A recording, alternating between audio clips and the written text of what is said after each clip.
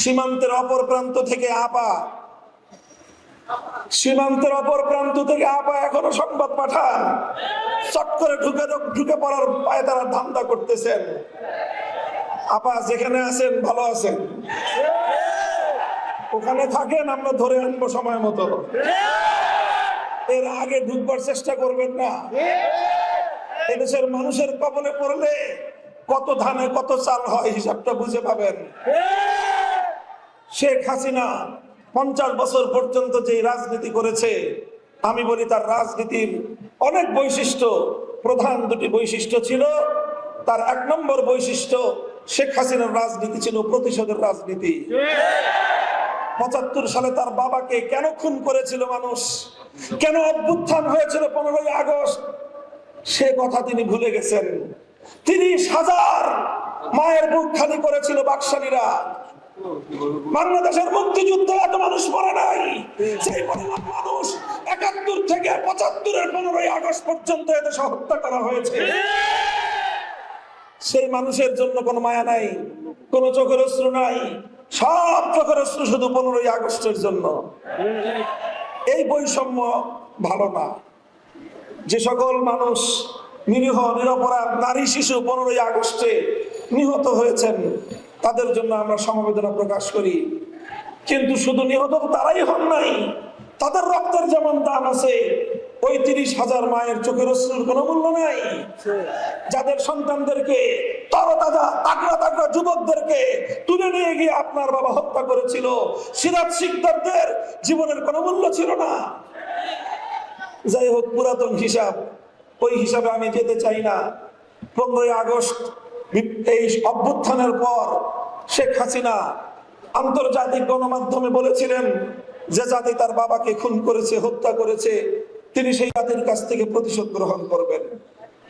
এই ঘোষণার পর 1975-এর 15ই আগস্ট থেকে 2024-এর 5ই আগস্ট, এই 50 বছর শেখ হাসিনা বাংলাদেশে রাজনীতি করেছেন।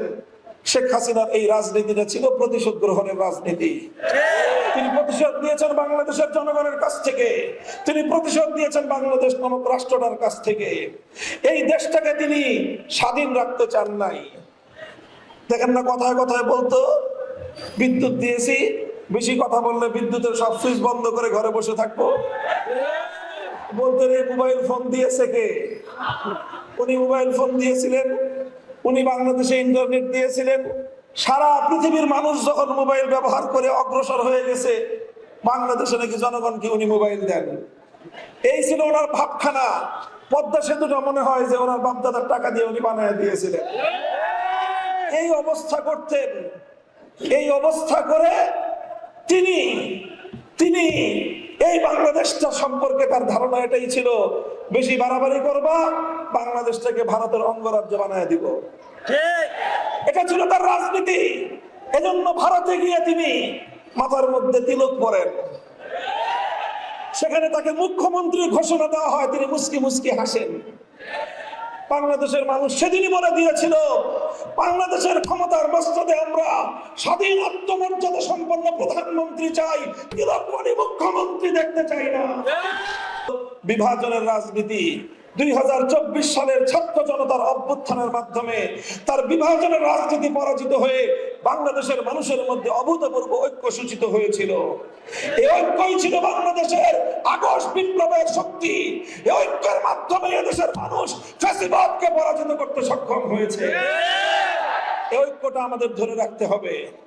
এই ঐক্য যদি আমরা ধরে রাখতে না পারি, বিএনপি, জামাতে ইসলাম, হেফাজতে ইসলাম, আমরা কেউ এদেশে নিরাপদে থাকতে পারবো না। কারণ শেখ হাসিনা শুধু একা নয়, তার পিছনে লুকিয়ে আছে ওই শক্তি যারা বাংলাদেশটাকে স্বাধীন দেখতে চায় না, যারা বাংলাদেশটাকে বিশ্ব দরবারে মাথা উঁচু করা আত্মমর্যাদা সম্পন্ন জাতি হিসেবে যারা দেখতে চায় না।